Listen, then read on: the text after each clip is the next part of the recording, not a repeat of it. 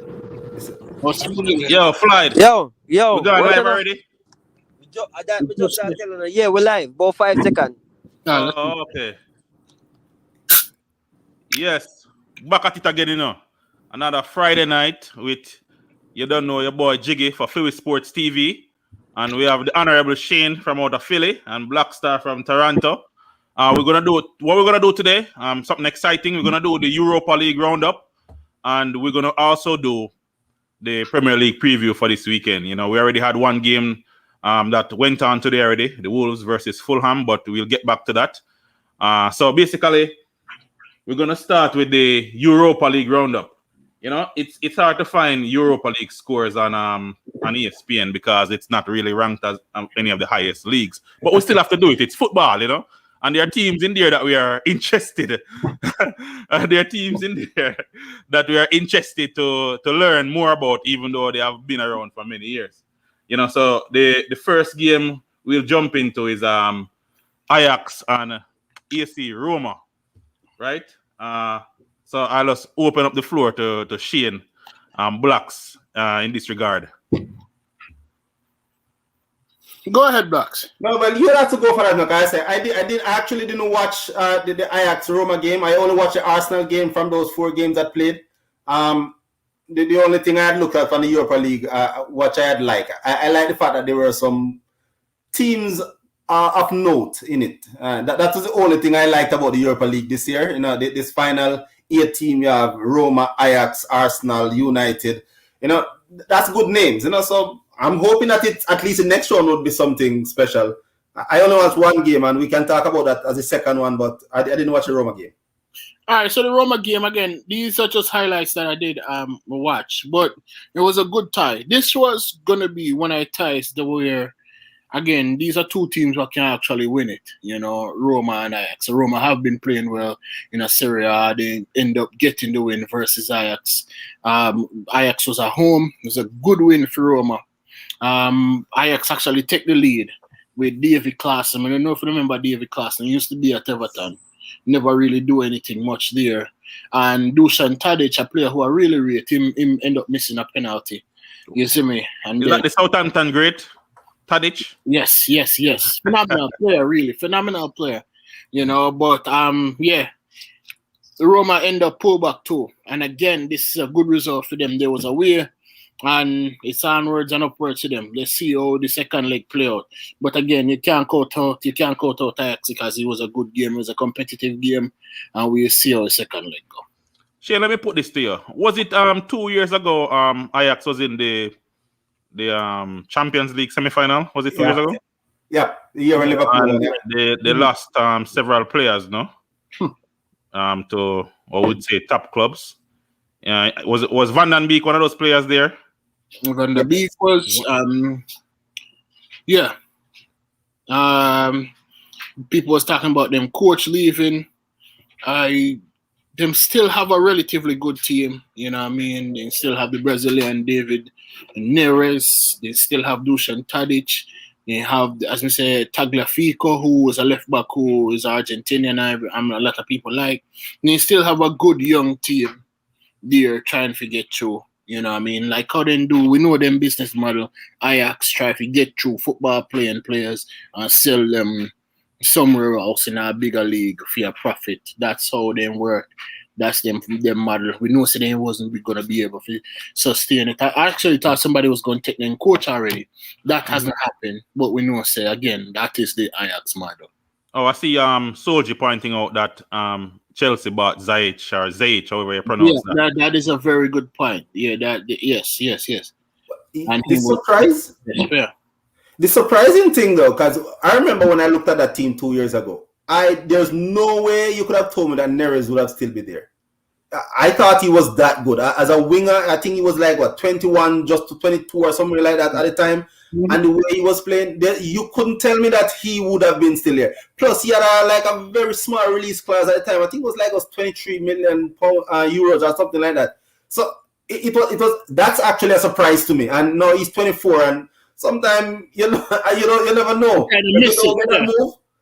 you wonder sometimes you just don't get it again. You know, after you're on that particular level, he was right. Not just him, but that entire team. Everybody was saying they're gonna rip my apart, and they did rip my apart in some respect where a lot of their players went. But I thought he would have been gone. I had no thought in my mind that he would have still been there because I think he's that good. Yeah. So me just pull up them team from the team where end up losing to Juventus. I think go Juventus and lose to, but Veltman, why in our Premier League now, he was there. You have obviously De Ligt, him end up getting sold to Juventus, right? You have Frankie de Jong, who end up getting sold to Barcelona. You know what I mean? Van der Beek. You had as Soji said, you know what I mean, Hakim Ziyech and Tadic. That was them starting 11. But yeah, the Bruntaden team get ripped out and sold. Even Kasper Dolberg, the striker they have, him will end up getting sold. I think Syria in there now. You know, but yeah. On paper, that's a phenomenal team though. They are 2 years ago. Phenomenal talent. Almost like the unrealized Porto talent that Jose Mourinho won with back in, I don't remember, 2004, whichever year that was. Then the next game we are jumping to is the Arsenal game versus Slavia Prague. You know, I would say that Arsenal fans are probably very disappointed with this draw, especially going up against a team like Slavia. But I will just push that onto the panel to see what, if anything, the Arsenal coach can do to motivate the players to get them to the standard that he desires. Well, I don't think the coach can do anything at all.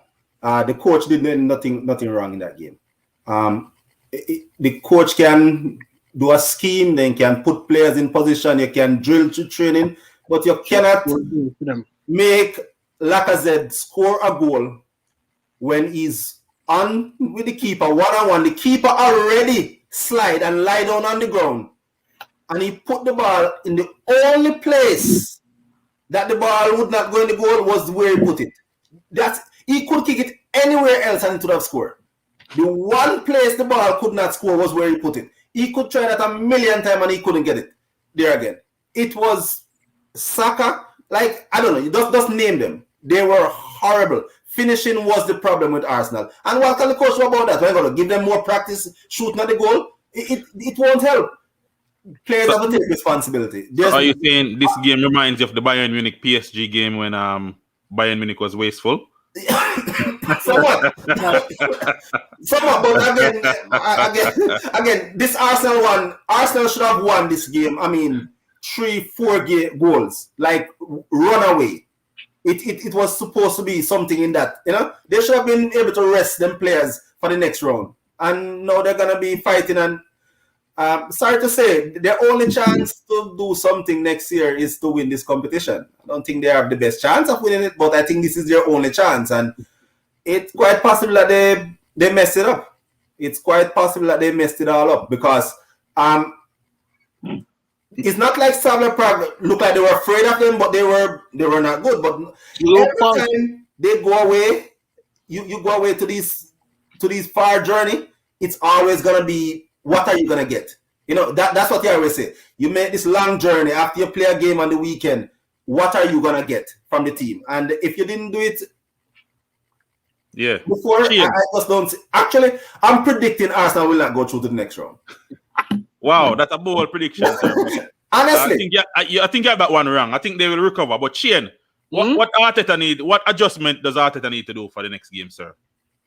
Again, it's crazy because you see, with Lacazette, I have this thing where I rate him. I think he's a good player, but the problem is you have good players and you have world-class players, and we blur the lines more time. You know what I mean? We say, "Oh, you know, he's a very good player." Yeah, he's a good striker, and that's why I call him Jermaine Defoe, and it's kind of tongue-in-cheek. You know what I mean? But I really do look upon him and say, you know, sometimes he really let down the Arsenal. You know what I mean, in terms of finishing. You know, and it's funny because many try to big him up, and I say he has been, you know, playing better in our last couple of weeks. This was an inopportune time for you have a bad game. in a broader scheme of things, I think Arsenal will go through because Slavia Prague just don't have the quality that Arsenal have. And Arsenal knows this is the last real option for getting a Champions League. You win this, you get a Champions League. So I think them we end up going through because of quality what they have in this side. You know, in terms of what Arteta can do, again, he can try to put him best team out there and him best team wins. You understand? They win 8 out of 10 times they should win. I found it crazy though that they concede the goal towards the end. It was sloppy. Me hear Arsenal fans them always a call for, oh yeah, play Cedric, he's the greatest thing ever.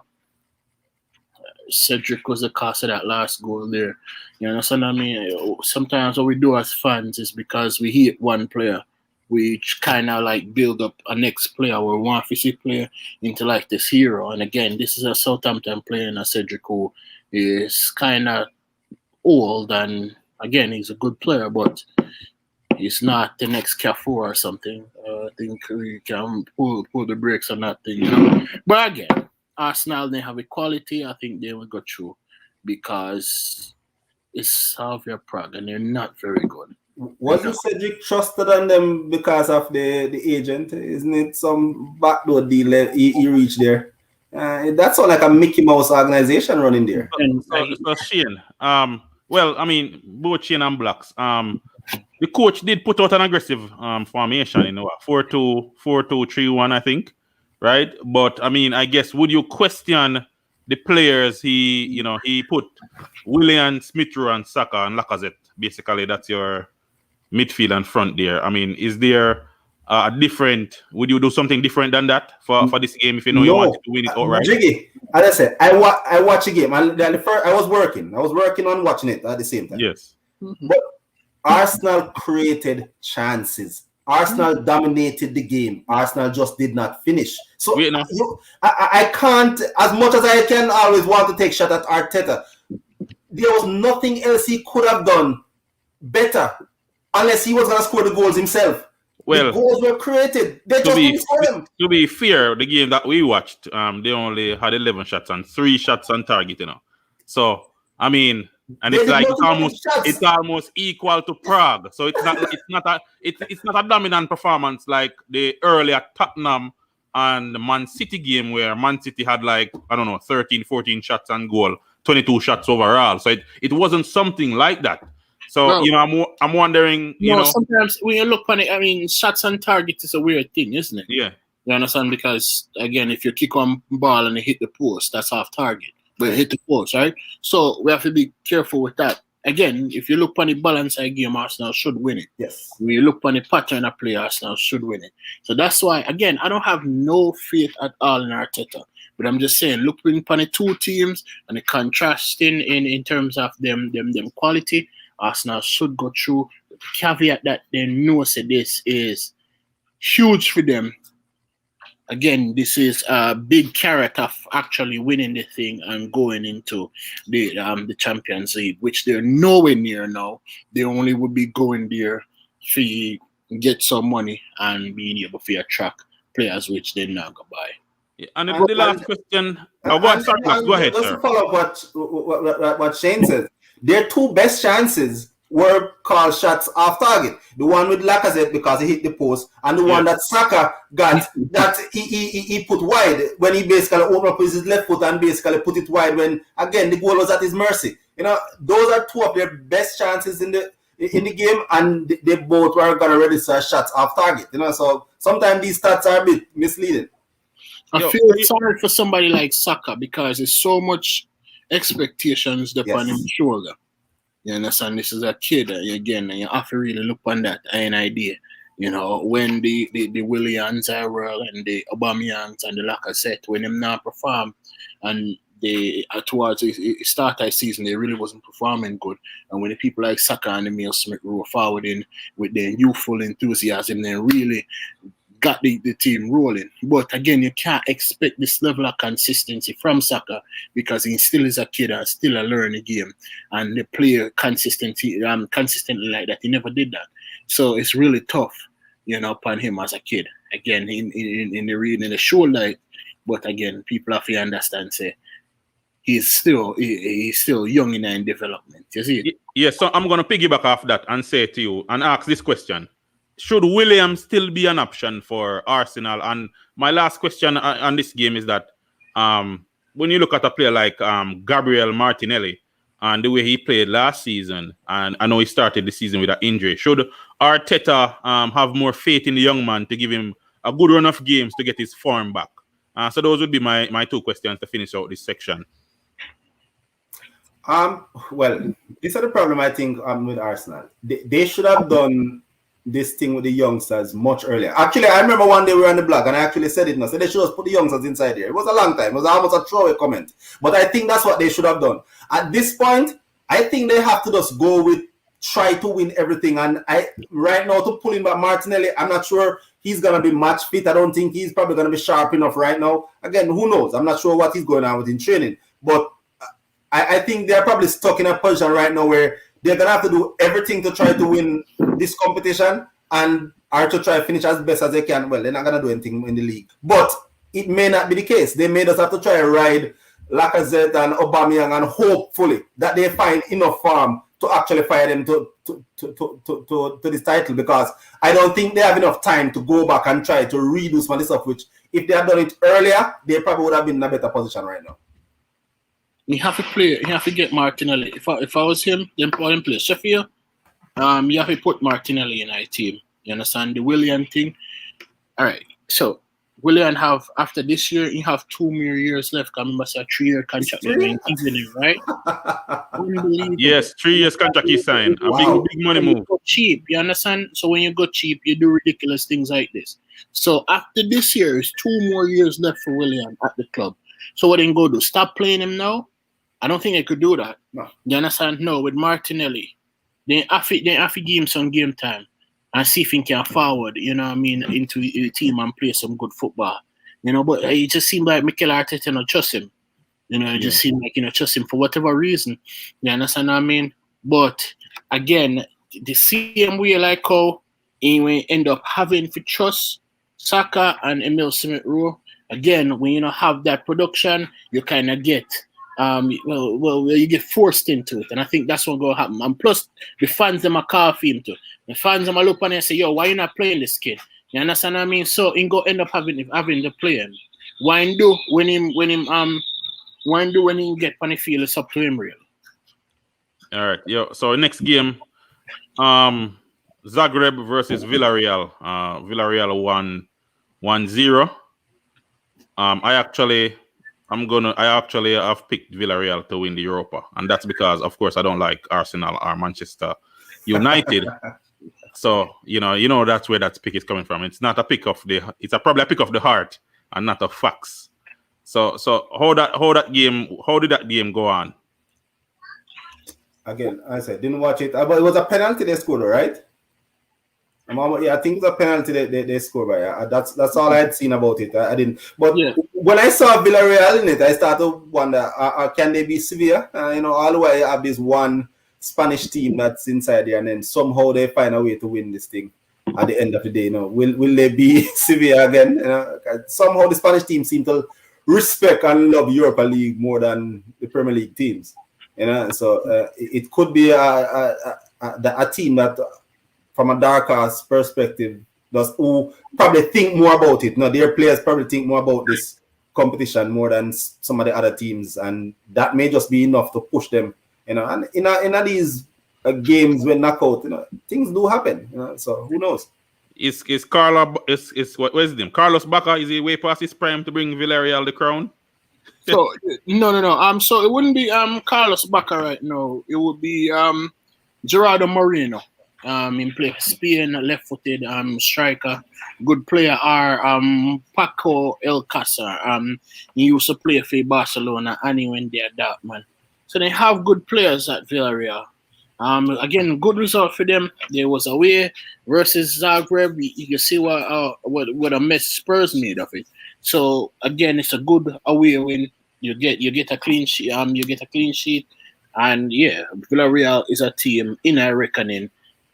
For winning it, definitely. But Go A ahead. lot of Sorry. people Go are ahead. talking about him like last year. When him Chukwueze or something like that. That's the Nigerian, sir. Yeah. That's the Nigerian, our Nigerian brother. Samuel. Yeah. Him did it. I mean, again, Carlos Bacca still there, and he is old. And but the individual that have been scoring them goal, as me say, Gerardo Moreno. He's linked to the Premier League also. I see a few teams are looking at him. Said, I think even Leeds was looking at him at one point. I think probably Wolves. Soldier, we do Champions League roundup already, sir. This is Europa League, sir. Yes, we have to talk about this. It's football, right? Even though we're dread talking about it, we have to talk about it, right? Yes. So, so we got to the big game of the day, right? Manchester United versus Grenada, right? A good win for Manchester United, right? Both Rashford. I think, did Fernandes score on a penalty again after the game ended? Well, it is given. Given he's gonna get a penalty. So the game is even over. He's gonna get one. So it did happen. No, I'm serious. There has to be something going on here. I mean, there has to be like a 30 for 30 in the end, where we're gonna find out that Manchester United have been paying. Like, it's gonna be as Shane said the word, it's gonna be a shocking revelation in the end for a team to get so many penalties in the 90th. It's unbelievable. I've not seen this. I don't remember anything like this. Unbelievable. Yes, But- this take Fergie time to a new level. I didn't watch this game. I didn't watch the Man United game, so I don't know how the pattern of play. Again, Grenada is a good little team. Play a pro-attractive brand of football. I thought this could have been tricky. So with a 2-0 win for Man United, it's a good result for them, and being away too. Again, I think it was a good result for them. I saw parts of the game. Manchester United probably should have won the game with more than 2-0 is probably a good score in terms of the balance of the play from what the parts that I saw. I was going back and forth, and after I was watching the Arsenal game, going back and looking at it, and from the parts that I saw, I think 2-0 is probably gonna be a result you can say yes, they were 2-0 better than the other team, but they also I was following the blog at the time, and a lot of people, Man U supporters, were also very upset about chances being missed and all that stuff the same way. So again, it's on balance of what the highlights I saw and the parts that I saw, I think 2-0 is a fair result for them. I think we've done enough with Europa. As Soji said, him can't bother with you, Jay. Yeah. But let me ask. Let's get outside of Europa. Shane, is Pogba being used in the right way for Manchester United? Yes, I think he's fine. It's just for him to get back in level of fitness, and for Man United to convert in chances. What you need is a good coach with a good system and the team functioning, and then the central midfielder that is Pogba can do what he's supposed to do. Which is play like a Xavi. And again, the problem we have is that you have to understand what Paul Pogba is. You understand? He's not an offensive midfielder. He's a midfield number 6. You understand? So if a team are functioning, he will play well. You understand? And I think he has played well when he played this season. But there is a lot of other problems at Man U, which I'm bewildered. If we go into it, any idea, we'll see what happens towards the end of the season. Well, the one thing I know it's a popular stats. Pogba playing with Conte. I think 26 games for France. They have never lost. That's because of King Conte, sir. We can't, And saying that, so you could say that in some of those circumstances, probably France get a lot out of Pogba. And our team overall seem to do good with him and Conte. Is it that Man U needs somebody like that to shield, to protect him, to do some other work, so to free him up some more? Is that something that Man U need to probably go on and get a Conte so that they can unleash the Pogba? The thing is, first of all, you can't just go out and get a Conte. You understand what I mean? But again, a functioning midfield is what you need, right?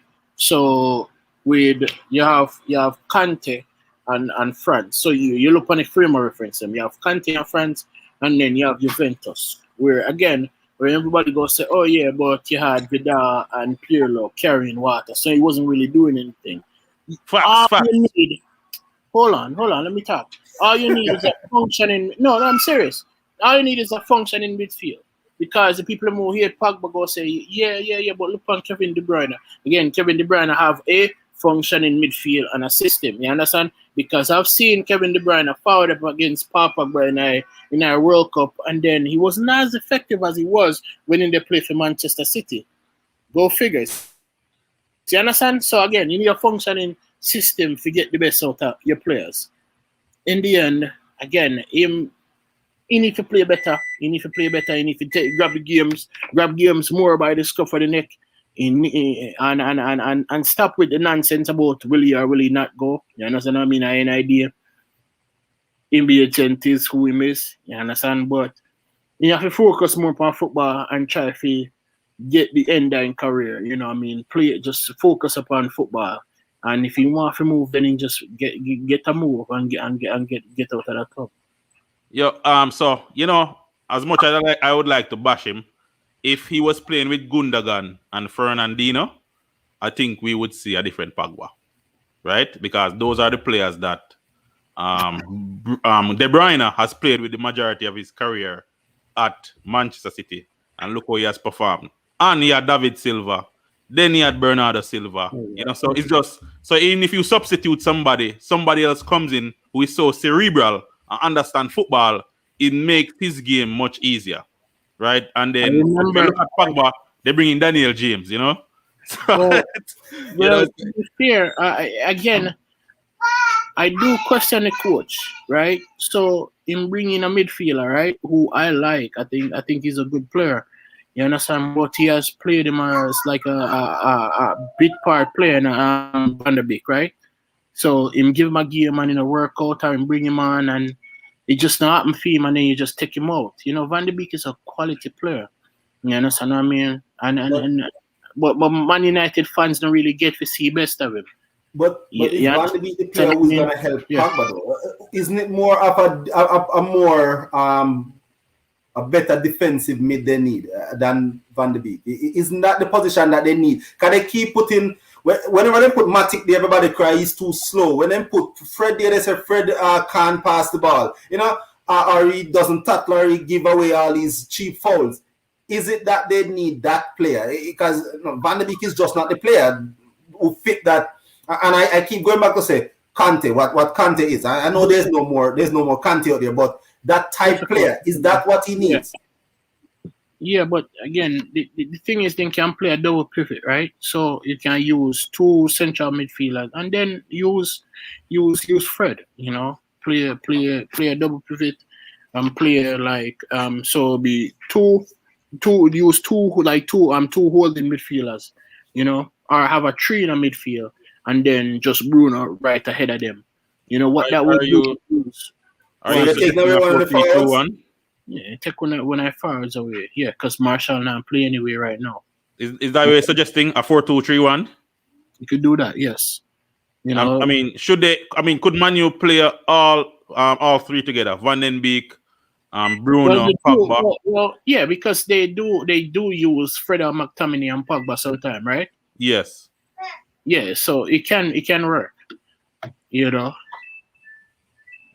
And again, in every game you'll use that, but in a game where people go sit back and try to frustrate, you not even use a defensive midfielder like that. You understand what I mean? But again, I don't think the coach brave enough to try that either. That's our problem. Okay. But I digress. Yo, Tino Jackson, if it wasn't for King Conte, there would be no World Cup in France. Let's be real. All right, time to move on to Premier League preview. So today we had one game. We had a Fulham and Wolverhampton, and I'll go ahead and I'll put in my piece for this game. Boring game to me, but I would like to say that Traore, this young man, is so quick and so skillful. There is no way in like 2 years he should have 1 goal and 1 assist. It's ridiculous. And in the last 2 games. but it's ridiculous. It's actually shameful for a young man with such quickness. But you know what? Try to relax. He's not a cerebral player, and we have seen it many times where he runs into spaces that he shouldn't be in, and somebody touch him, and instead of keep going, he just falls on the ground and he doesn't pass the ball correctly and all these things. But it's unbelievable that this young man who has so much skill that he lacks the cerebral context to even make Wolves a better team. There's no way this young man should have 1 goal and 1 assist as a winger and playing every single game almost 90 minutes, So that's all I have to say about that game. I mean, I guess we can leave it up to you to talk about Scott Park and how he's feeling, and probably that's the end of Fulham. Well, that's the only thing I was going to add. I think that possibly is a body blow that Mina Shoben can get back from. They are 2 games behind Newcastle. They play 2 more games more than Newcastle, 3 points behind. I just not sure if they have what it takes to actually get over the hump anymore. Games like this, they needed to get something out of it. You bring it so long all the way to the end right there. They are the ones who needed to nick a win. And the fact that they didn't, I think it may just be a bit too much for them going forward. I really wanted to see them stay up, not because of the players. I don't think that they have enough quality players. So when you even look at like that, so that's what you look at sometimes. If you look at the team, I know Jiggy always saying about West Brom. So he looks at the team and he doesn't see any Premier League player on that team. And how much do you really see on Fulham? You may see 1 or 2 that you probably can say, but overall, I don't think they have enough quality on that team. The coach, I think, plays a good system and he set them up really well. Again, somebody need to score the goals. Somebody need to get the ball in the back of the net, because you can see something is there. You can see the coach is doing something with them, but at the end of the day, they just don't score goals, and you can't win games if they don't score. In the beginning, it was a defensive problem, and now it's just that they are much tighter defensively, but they just don't score the goals. And that's just a problem. Yeah, that's a fair point. I think they are. Yeah, I think they end up getting relegated. The problem for me is that Big Mitrovic, he has been a huge disappointment for me. I thought that he would have scored some goals to them this season, you understand? And it just hasn't happened. And bring him back because the kid, Josh Maja, went forward in and he went play a couple good games. But again, he's a kid, you know what I mean? So Mitro not score a goal. They not score. Them bring in like sometimes they bring in Cavallero, and again, it's not clinical at all. Again, it comes down to equality we have up front, and then did kind of solidify their defense with the way them play, and it's just I think then go get relegated. Do you see anybody on that team where somebody gonna say, "Oh, that player don't deserve to be in the championship. Let's go and get him and keep him in the Premier League"? On Fulham team, yeah. For me, I rate Loftus-Cheek. I think that them goalkeeper Alfonso Areola, I think that Chelsea would have did good if they go out and sign him. I think that Joaquin Anderson is a very good player. So that's a 3 out. And again, you can stretch a line like Harrison Reed is a young player, but he can do with another. He's young, he can do with another loan, another spelling night championship. Mario Lamina used to play for Southampton. Good looking player. But the 3 were definitely, I think, should be in the Premier League. I mean, Arsenal should probably try to buy Loftus-Cheek. I think he'll be a good player for them. As we say, Joaquin Anderson can play for them. Very sentimental, sir. No. I don't care about these people. I'm just saying that I think they can offer something. I think they can offer something to teams. I like Joaquin Anderson. He's a player of real. I do think so also. Remember when he played Liverpool? He was the best defender on the pitch. Right? Yeah. Well, I'm not sure about that, but yeah, he was. Actually, if you were to say anybody, it would have been that former Everton winger who was terrorizing. Look, girl. Like, yeah. So they have good little players, but the thing is they not score the goals. Yeah, and yeah. If you don't score goals, I always believe, this is always my belief, if you don't score goals, you should be relegated.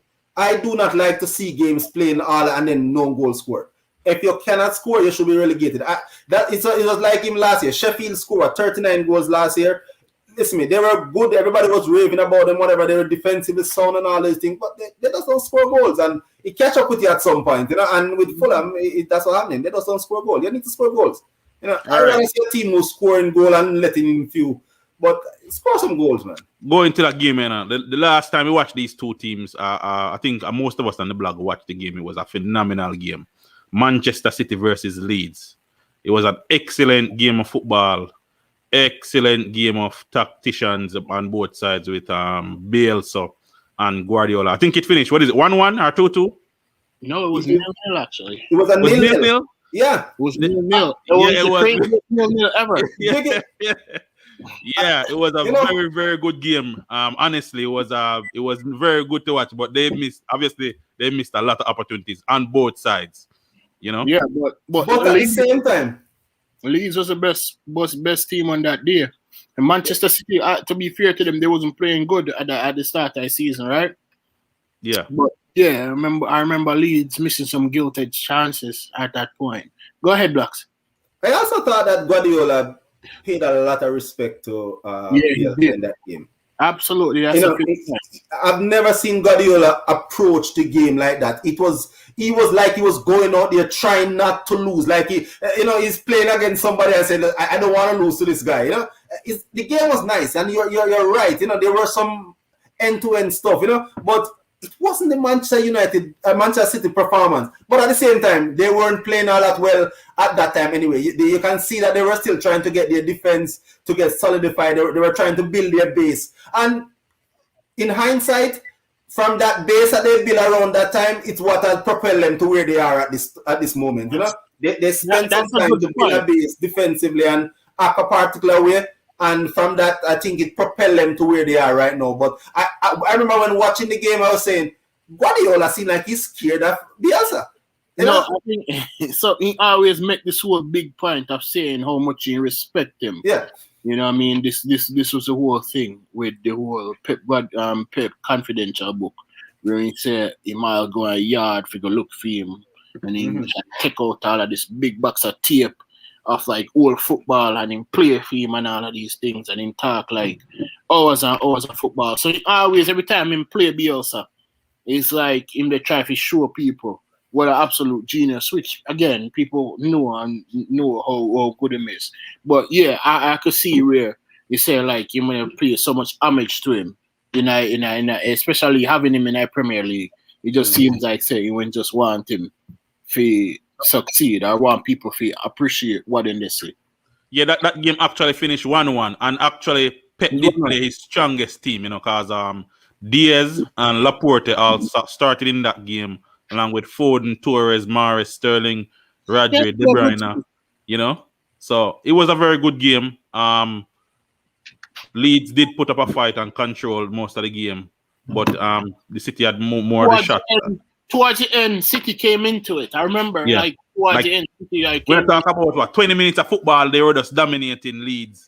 And then in the end, in the last 10 minutes, it switched around and Leeds started dominating them. It was end-to-end stuff. It was beautiful. So what the prediction? Let me just put the average prediction for that scoreline tomorrow. I don't think this one is gonna be close. I'm gonna say 4-3. I don't think so. They're not gonna score 3 goals on City. If they get one, they'll be lucky. I think anybody want Leeds score 3 goals, they must have them in some player in their fantasy team. That's the only way they're gonna be saying that. I don't see them getting more than one of City. I don't see anybody scoring more than 1 goal on City. I don't think they're impregnable, but I don't see anyone scoring more than a goal on City right now. But I just don't see it. 4-2. Yeah. I tend to agree with you, Black. So I would say like a 3-1. I don't like making again. Me always say it. I don't like making predictions. Just talking about the game, but I would say a 3-1. I guess for City. There is a problem with Patrick Bamford form. It hasn't been as startling, and the last game he get take off, and he didn't look well pleased about it. So for Leeds, I think again. The thing with City is that them have competitive matches are followed up. And if you get put on the field Saturday, you know, say you want to perform because you want to be in the game Wednesday or whenever they play the Champions League because they have a big game forwarding up midweek. So again, then go all have them foot to the pedal and try to sew this league up as soon as possible. I think it's a 3-1 for City. All right. So Crystal Palace and Chelsea. Now Chelsea, I think, have something to prove here. The last Premier League game they got slapped. It was unbelievable, right? Right. I don't think we can debate that one, but there was an unbelievable smacking from West Brom, and we know that Crystal Palace. Who did Crystal Palace play over the weekend? Wolves. Wolves. Yeah, Was it Wolves? Or was it? They got. I think it was a draw in the last no, minute. Everton. Everton. They got a draw in the last minute or something. 1-1, right? So I think Crystal Palace is actually going to try to show up and actually try to win this game. Looking at Chelsea because Chelsea in his mind, Tuchel is going to say, "Hey, I am up 2 on Porto. Should I even start?" You know, he has something to do because the Champions League position is up for grabs, and which is in the Premier League, and also the Champions League place huge match currently. So it's a huge match for him. And the next game against Porto is a huge match. So it would be interesting to see what's the lineup. Is he going to take a more cautious approach? Is he going to go out and say, okay, let's try to get 2-3 goals and then I take you off, right? If you see how he start up with in terms of striking options, right? So he try the fast 9 and Giroud would get a game in a midweek. It'll be interesting to see how he finish off. This is so just stop worrying about Chelsea. You know, but more have to see how he go start it off because you have a couple of players there and he need to get a balance, you know what I mean, in terms of striking option and see if they can really support. Support. I think the team over and I think he'll probably take him out as starting lineup and Yeah, I don't know. I do it. Unmute yourself, sir. Sorry. I was reading yesterday saying that he loved the way our Timo Werner is pressing up top and, you know, he's supporting his pressing game and all that stuff. The article I was reading was about what happened to them leading goal scorer. That's public coach talk, sir. That's public coach talk. That's all it is. He hasn't played his leading goal scorer in multiple games. The championship striker has a better goal ratio than everyone in his front line. When you pay $200 million for Havertz and Werner, who are you going to play? And the championship striker has more goals combined than both of them. The championship striker, wasn't he injured? Is he back? But he's back, and the coach is saying that he can't fight his way back in and whatever. But at the end of the day, there's two persons alone, and Chelsea seem to score goals as forwards. It's either Giroud or the championship striker. That's who scored the goals. So I don't know.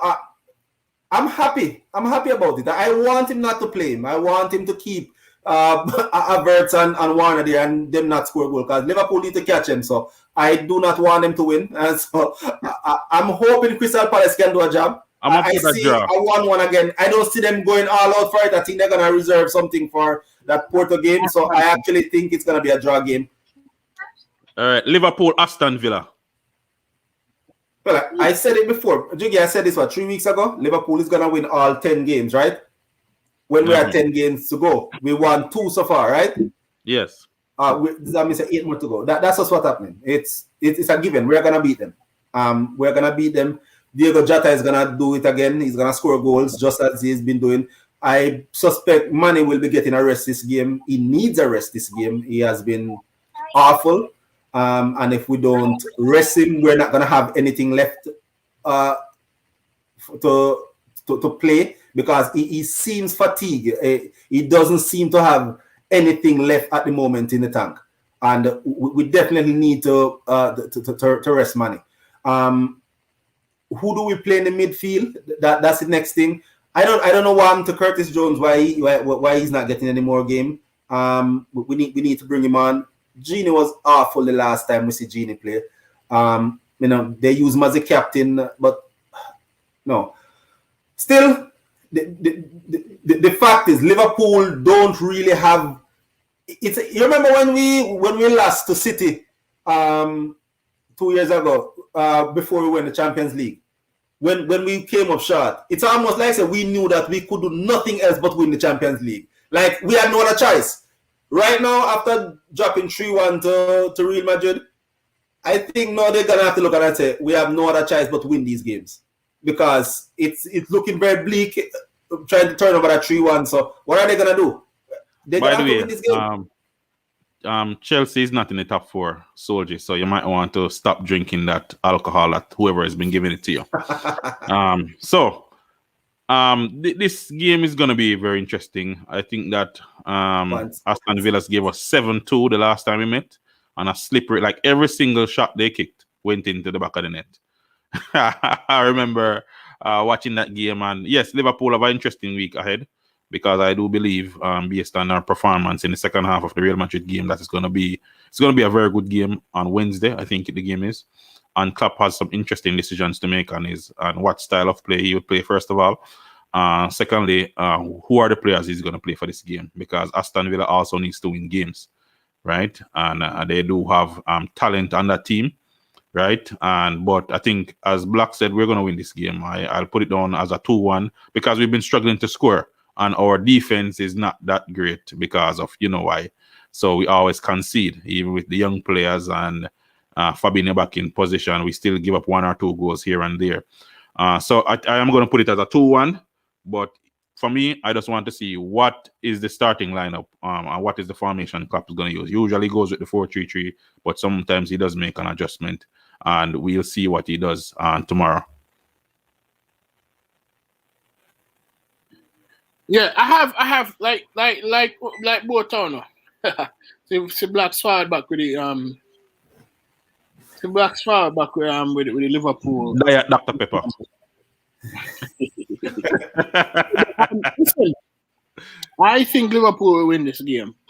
I think that then we end up winning, and with Villa, they don't have Grealish again. Yeah, it's an issue, right? I don't know. I think I don't know if Ross Barkley will carry a knock.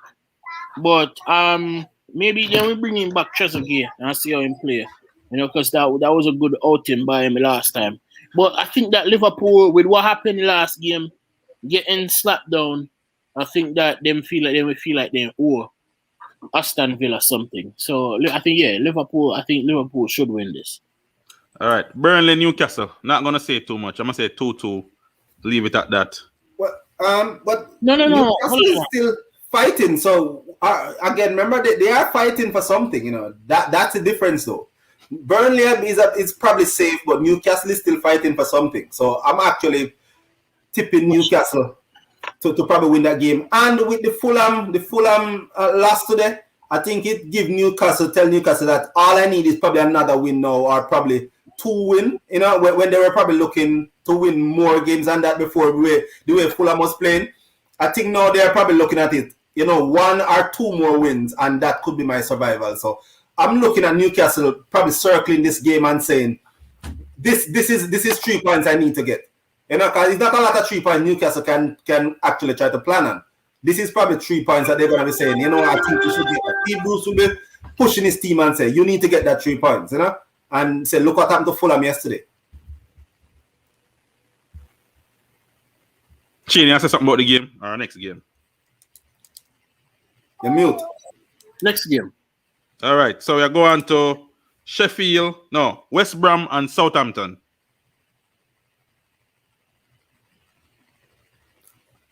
So Southampton and West Brom have the two, I don't like to say bottom 5 defense in the league. So I'm going to say that's going to be a high scoring game, right? 2 or 3. Danny Ings seemed to be looking good again. Yeah, I need him to score so he can get back in the England squad. Like he wants to do something. Again, West Brom, I think they have lost the plot. I don't think they have any chance anymore. As much as you want to say that everybody should smack Chelsea. I wish every team would smack Chelsea the way that they did. that game. I wish that was like I thank them for that, But I just don't see them doing it again. We were talking about the last game. When we were talking about the game, we were saying we're not sure if they're gonna score anything, and they went out and scored 5. I still don't have no confidence in West Brom scoring a lot of goals. Yes, they score a few goals against Chelsea, but I don't have the confidence in them. And I think Danny Ings and the guys will probably get 1 or 2 past them. I think Southampton probably win this 2-1 or something like that. I think it's a 2-2 draw. Again, then we draw. I think West Brom will draw. Will heap of confidence on the last game, and then know what they fight for. So and the thing with Southampton, they will give you a chance. You understand what I mean? So I think that West Brom going to this with will heap of confidence, and I think 2-2. That's how I see that game playing out, really. All right. But I think West Brom is gonna go out firing because they know that with the loss of Fulham, they can, if they win a couple games, they can catch up to probably who is that, Newcastle next. Remember said West Brom scored 5 goals the last game. People were saying if they were drinking then, So what about Brighton and Everton? Again, which Everton team is gonna show? Is it gonna be one who tried to play nice football and score goals? Is Rodriguez gonna be influential in the game? Will Calvert-Lewin and especially Richarlison finish the chances that they create? They have been horrible finishing the chances. Calvert-Lewin started really well and he was finishing chances, but they seem to have fallen off. They're not finishing those chances anymore. So which Everton gonna throw up? And again, which Brighton is gonna show? Brighton played a beautiful game against United and should have beat them. We have to be fair to Brighton. Brighton have probably one, I would say, top-notch player. I would say Trossard, and that's it. But again, same thing about Brighton though is the same thing with Fulham. I think it's the collection of the parts is better than any individual thing. And I respect their coach, and I think the coach does such a good job with the parts that he have. That's why I actually like to see them play sometimes. It's not because of the top quality footballers that they have. It's that I think the coach really set them up, especially offensively most time. I make them play some really lovely stuff sometimes. So Brighton is safe, but I think with these two teams, it might be a dull game, because of how Graham Pottinger will set up his team. But, I mean, I say, I don't know, 2-1 Brighton.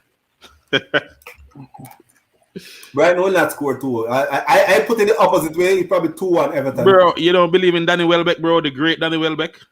You see, unlike... He's going up against who? Yerry Mina, whatever his name is, and Keane. Danny Welbeck will get 2. No, that's the same problem, though. They don't score enough goals. Yeah. I would disagree with you. They have a couple of good players, in that people rate. As we say, development, people like him, Obviously, them have the midfielder where everybody want, and Lewis Dunk is a good. They have Basuma and they have Lewis Dunk. Basuma, Dunk, Trossard, Lamptey, but Lamptey has been injured. Yes. But in the end, I think what about Liverpool great Lallana? What's wrong with y'all, man? he's broken. He's still who he is. Sir. All right, so. It's hard for watch this game, and I'm not enthusiastic about it. Everton should win, and if they want to at least challenge and try to get in the top 4, this is a game that they should win. Let's see how it goes. Sheffield Arsenal. Wow. This is the relegation battle.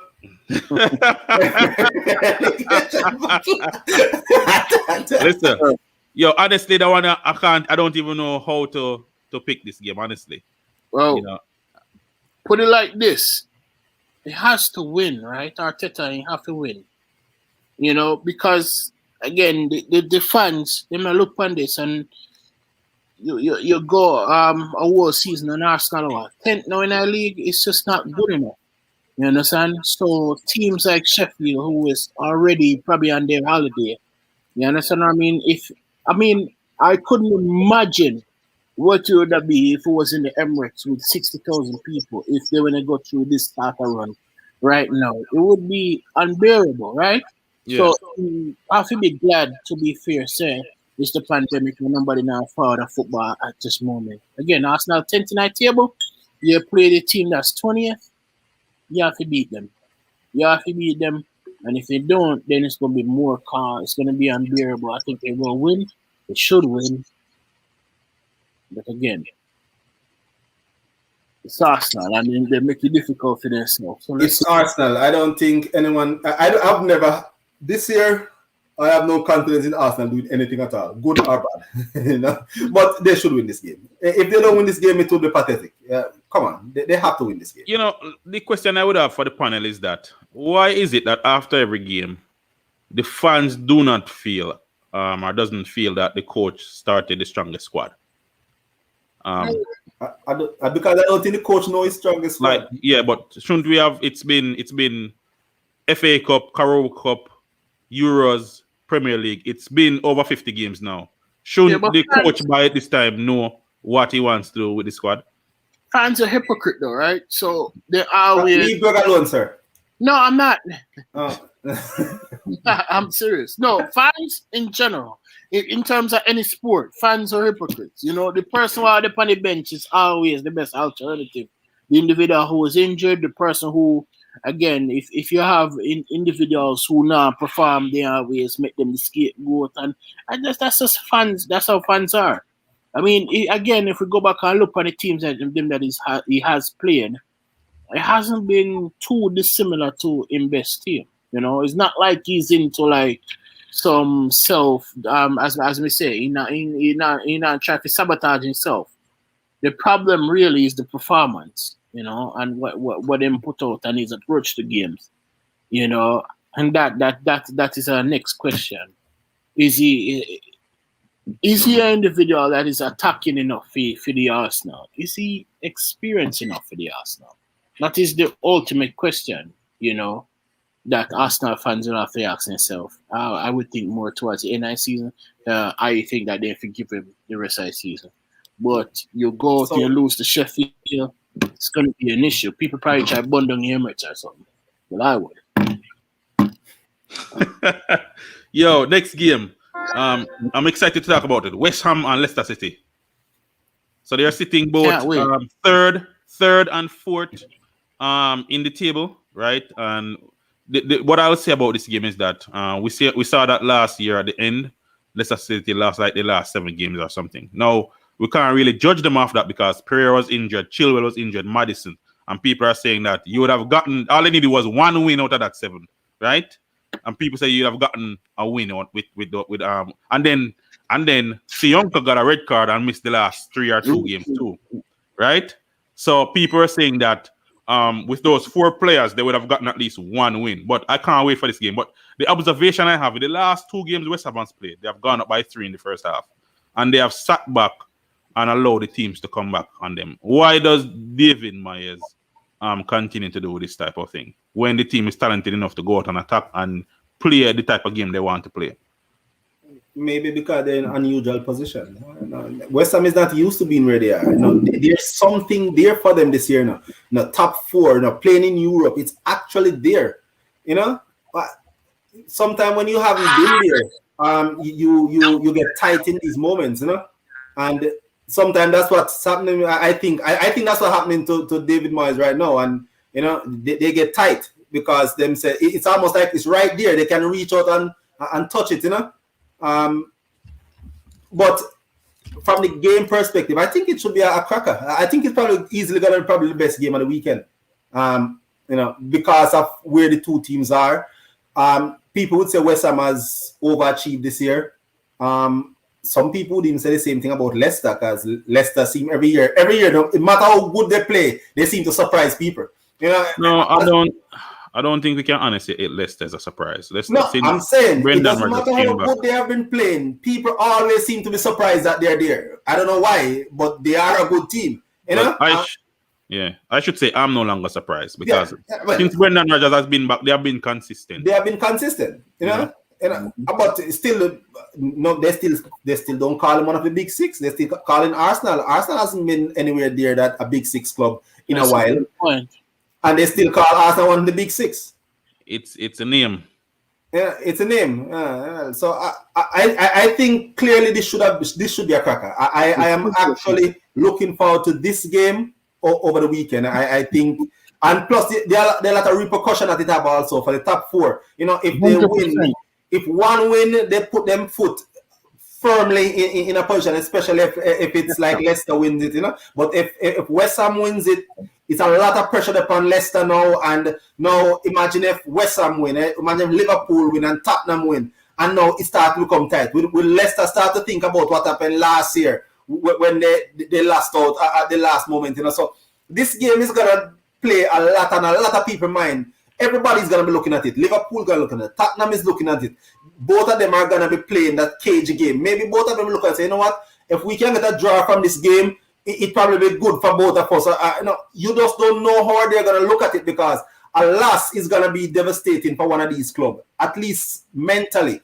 You know, because it's gonna make some movement. If West Ham lose, Chelsea can pass them, Tottenham can pass them, and Liverpool can pass them. If West Ham lose, all of those teams can pass them if they lose. If Leicester lose, no, they're going to be on 56. West Ham would be 1 point behind them. A Chelsea win would put them only 2 points behind them. And if Liverpool and Tottenham win, that's going to put them only 4 points behind them. It changes a whole lot. That result going to change. You know, so I can see a lot of pressure in that game. And people be thinking a whole lot of things. Now a lot of permutation will be going through their heads while they're playing, and those things can have some weird results happening. Whenever there's this type of pressure on these games, then some weird things happen. Sometimes it's just so cagey that nothing's really happened, and they say, man, that game was just, or sometimes it's just that somebody just kind of lose it and then somebody just score a few goals. So you just don't know. I'm actually excited to see this game. I actually want to watch this game. It's incumbent upon Brendan to go out there and take a game to West Ham. West Ham go be more counter-attacking. It's incumbent upon Brendan to go out there and play two up front and try to go out there and win this game. A draw no did them good either. Then if you go out and win this game and get this third or second place sewn up, you're absolutely right. I think it's more important for Leicester, for them psyche. So again, it's up to them. I wouldn't be surprised if they come out with them forward and ultra offensive, trying to press West Ham and get them on the back foot and get an early goal for semi nerves. Is it? Because this is a nervy part of the season for Leicester, no doubt about it at all. Well, everybody's looking for West Ham to fall off still, you know, because even though they're in the top four right now, nobody is considering them as being the fourth team. Everybody's thinking Jesse Lingard is carrying Chelsea or Tottenham or Liverpool get that spot. That's what everybody's looking at right now. You know, Jesse Lingard is going to carry this team to the end.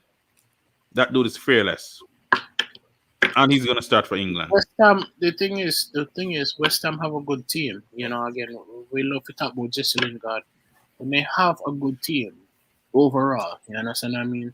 So that's why, honestly, that's why I was so frustrated by them languishing in the mid-table, because I always know that they're a good team. In the end, let's see Declan Rice. So Mark Noble fouled in their last game. We never see Rice is still out, right? I think Rice is still out. So let's see if that is an issue when you play a team like Leicester. You understand what I mean? Because Mark Noble, while he give you everything, I will for endeavor and all, he is an older player now. So let's see if they miss Rice in this game. Well, the one thing for both teams is that they have always needed somebody else to help to share the goal scoring load. With Leicester, it was always Vardy, and Iheanacho has been helping of late with his goals, and I think that's a welcome thing for them, and that's a big benefit, you know, that somebody else is chipping in the goals. And it's the same thing with West Ham. You know, it was always we all play fantasy, and we all put Antonio in our team for one reason, because he is gonna be involved in more than 50% of their goals. But now, since Lingard fouled in and started chipping with a few goals, and so goals is coming from somewhere else, I think that is the good thing about both teams, where somebody else is chipping in, and it's what made both of them a bit more exciting to watch right now, you know, because somebody else is chipping in other than just the usual suspects, you know. Yeah. All right. So The last item we're gonna touch today is I saved it for last. Spurs versus Man U. We just spoke about Man U and how to use Paul Pogba or if they should play a stronger squad. But I want to focus on the Spurs in this game. We know that Spurs have hit a rough patch, right? And a lot of people blames the coach, and including the media. But the coach blames the player. Is Jose Mourinho playing his best squad? And the second question would be that is Jose Mourinho actually playing the best formation for the team that he currently has? Yeah, I think the formation really is it's always been what it is. It's 4-2-3-1. You know what I mean? That's how they go play with Harry Kane up front and using a winger like so Son I don't know, is Son back? I think he is back, right? Because he had an injury issue the last game. Yeah, so he should be back. He came off the bench last game? Yeah, I think he came off the bench in the second half, but he was ineffective, really. This game have one of those games that have so much different storylines to it. You look on Spurs and Man United the last game, them bug up Man United, right? You remember that, right? That was the game. It was the same weekend.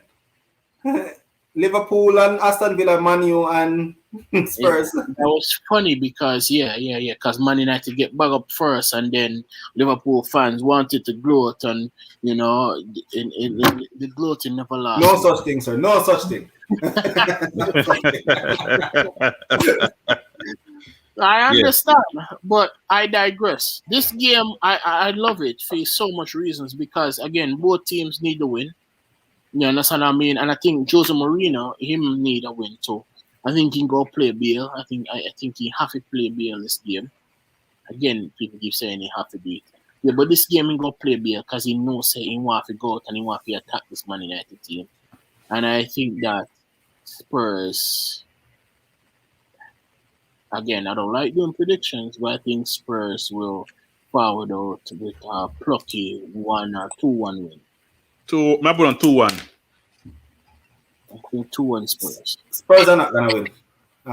As much as I hate to say this, Man United is gonna avenge that victory. It may not be in terms of the numbers. I don't think they can avenge that number. They won't score 6 goals, but they're gonna avenge that victory. I think it's one that has really hurt the Devils, and I think they will avenge that victory. Spurs, after the last game, what did they ask Jose? They asked him, why is it that he don't seem to win these games anymore, or to close out these games? And him said, same coach, different players. Yeah. Mm-hmm. That is throwing your players under the bus. It's crazy. That's throwing your players under the bus. That's how you lose locker room. That's how you lose a team. That's how you get fired. And I just don't see this first team right now, regardless of what, going out there and matching, especially Man United with all the blood on their face from that time, going at them. I expect Man U to beat them.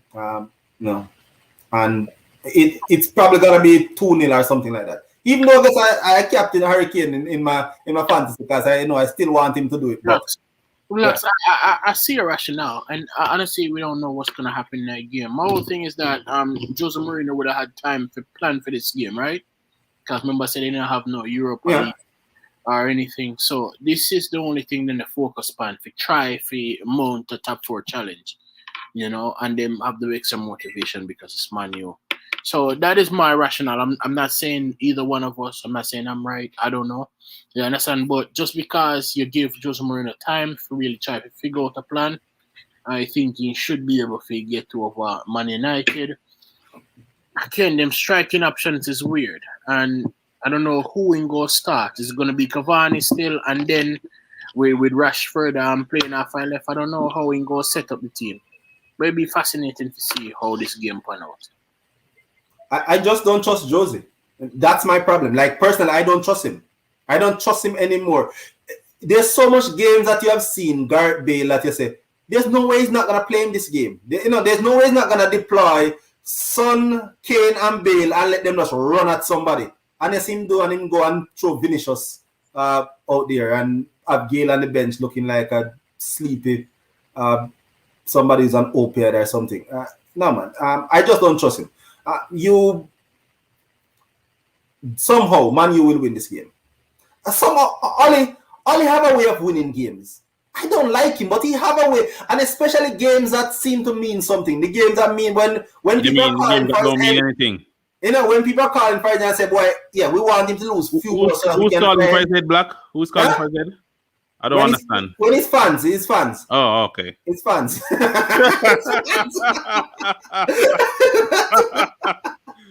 Wow. But somehow he always seems to win these games. I don't know why. I don't think he does anything special, but somehow they seem to win those games, and I think this is going to be one of them again.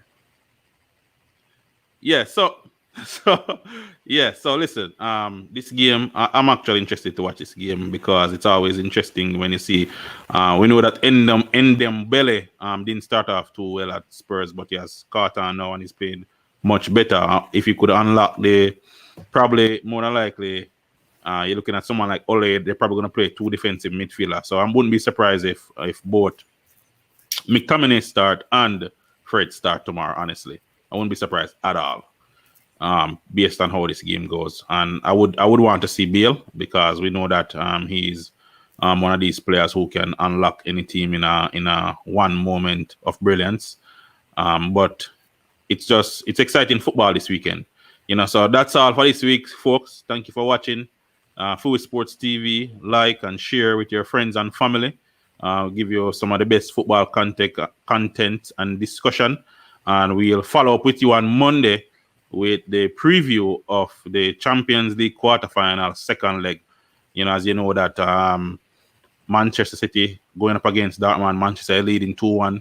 You have Chelsea going up against Porto. Chelsea is leading 2. Real Madrid going up against Liverpool. Real Madrid is leading 3-1, but they're going to Anfield, and we know what the last time happened when Barcelona went to Anfield. But it's not the same squads, but we'll see, right? And the other one that I want to forget is Barcelona PSG. I'm very excited. Sorry, PSG Bayern Munich. Very excited to see that PSG leading 3-1, especially by 2 brilliant passes by Neymar. A fantastic third goal by Mbappe, one of the greatest players we have seen in our lifetimes, honestly. But it's going to be a very good game, exciting. And Monday we'll do the preview for those games, and we'll take it there. Thanks for watching, and have a blessed day. Go ahead, Shane. What you said? Mike, open. Hold up. Yo, you hear me? Yeah. Go ahead. Well, we should have talked about the Classico, bro. Oh, yes, there is a Classico this weekend. That's true. Like, when is the game? Sunday or Saturday? Like that. Huh? When is the game? Sunday or Saturday? No, it's tomorrow. So Saturday. Yeah, 3 o'clock tomorrow. Yeah. Yeah, go ahead. No, but so I'm gonna say, Barcelona leading Real Madrid by 2 points, 65-63. Both played the same amount of games. We know that they both started this season struggling, but now in the last 20 games, both of them have been on this run, while Atletico Madrid have been slowly coming back to the pack after leaving by 10 points maybe, with like 4 games or 3 to 4 games in hand, you know.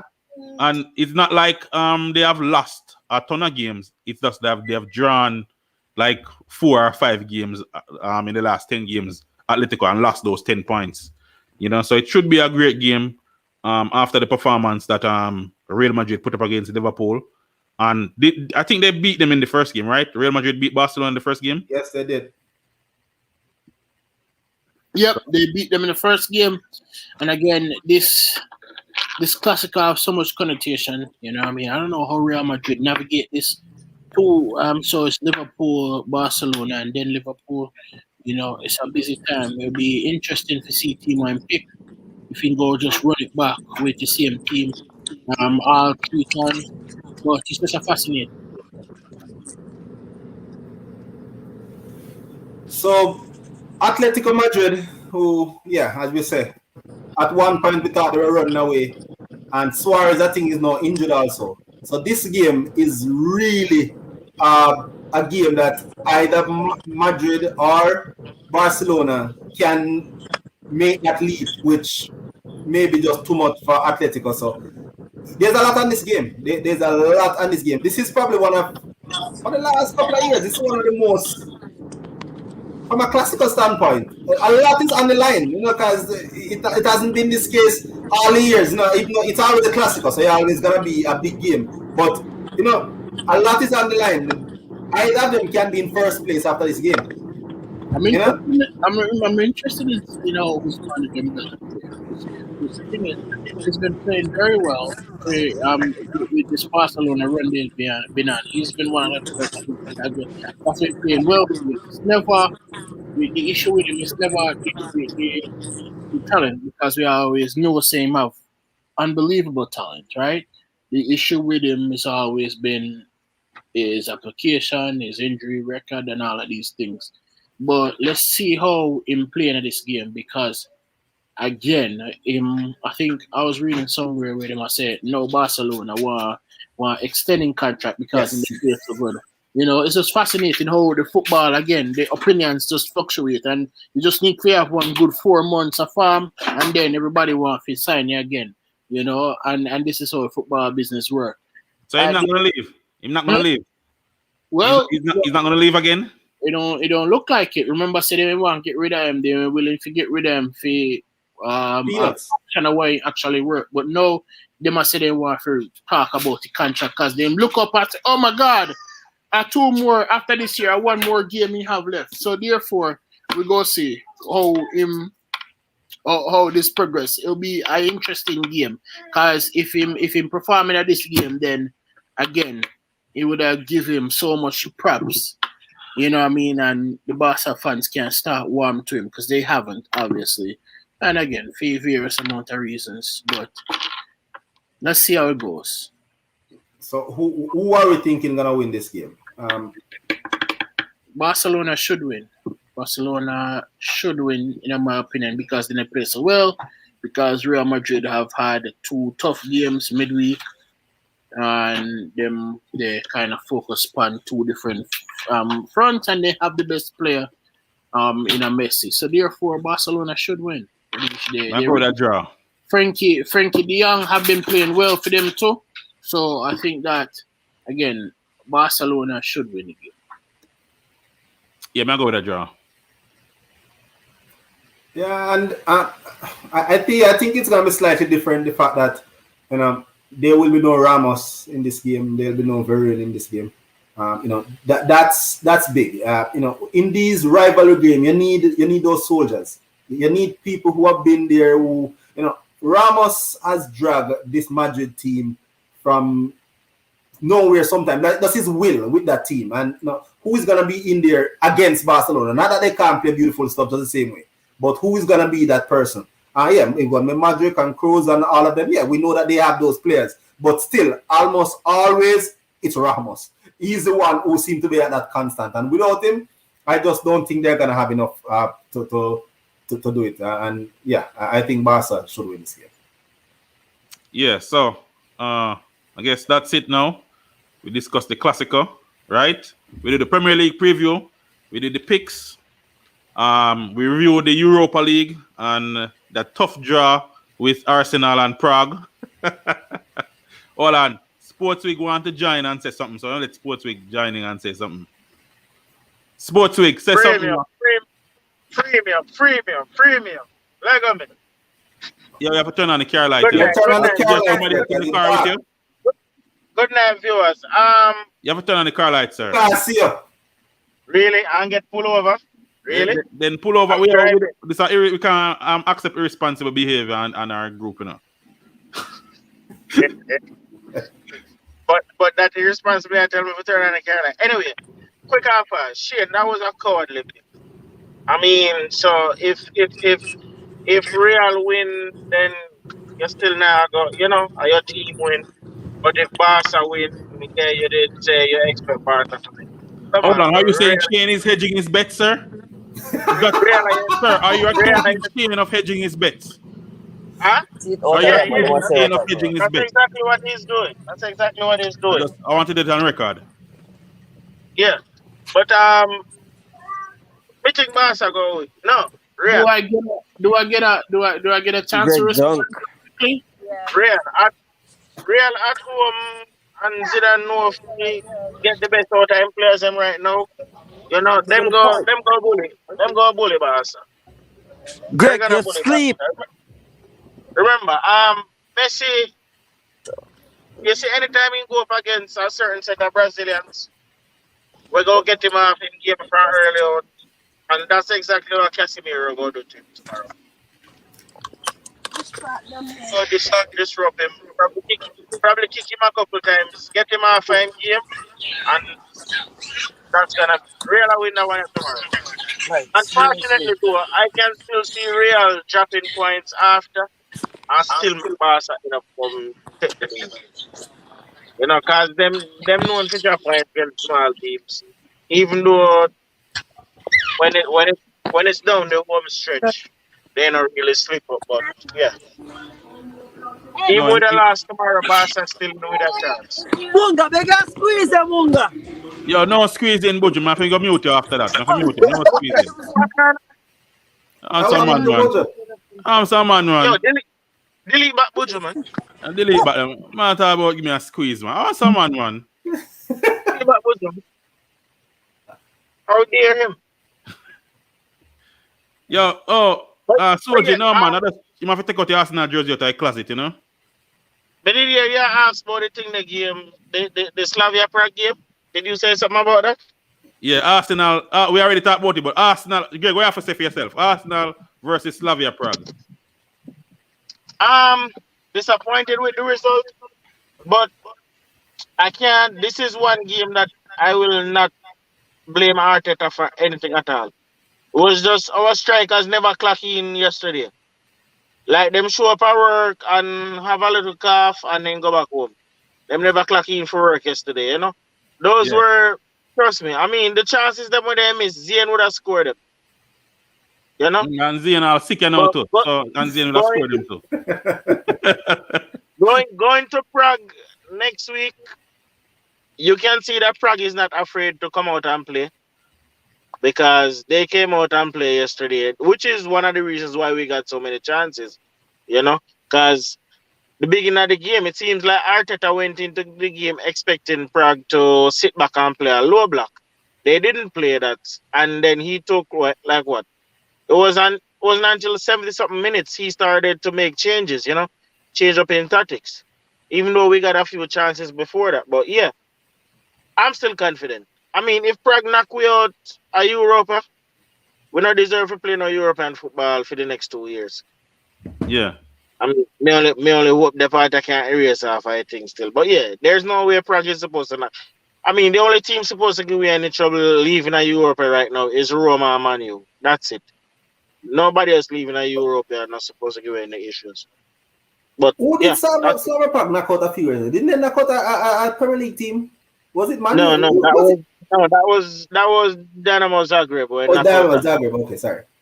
But Yeah, again, the part that I keep saying, Greg, whenever these English teams go east, whenever they go Zagreb and when they go Ukraine and Czech, you just don't know what you're gonna get. You just don't know what you're gonna get, and I just don't have any confidence right now in Arsenal doing anything good. I just don't. The tie should have been wrapped up. I said that the tie should have been wrapped up. Let me ask you this: who do you think have a better chance of going through from their current position, Arsenal or Liverpool? Well, we have done it before, sir. We have done it. We have come from worse. I didn't ask you history lessons. We have done this. I'm asking you current affair question. We have done this even without Salah. Imagine we have Salah this time. Arsenal still have a better chance. Arsenal have a better chance. But we have done this before. Yeah, I don't know, you know. We're gonna wrap it up, you know. You Yes, see? man. We're gonna Yeah, wrap it no up, you know. boss. Yeah, man. Yeah, man. We'll wrap it up with a Don't little let the Monday again. Monday again. Wrap it up with a little reggae instrumentals. You don't know because we represent the brand. Philly Sports TV. Right. Thank everyone for joining. Second leg of the quarterfinals Champions League. Right. So have a blessed day. Take care. Stay safe. Right. Yeah, man. Manners and respect to everybody who tune in. Yeah, love it. Yeah, man. Respect. Yeah, man. All right. I'm gonna leave it up here. Yeah, we're not on the right style music here now. There's a vibes out there. You see it? Yeah, man. All right, big up the big man, Bojo. You don't know, the owner and operator of Philly Sports TV. We'll be back at it again on Monday. Many blessings to you.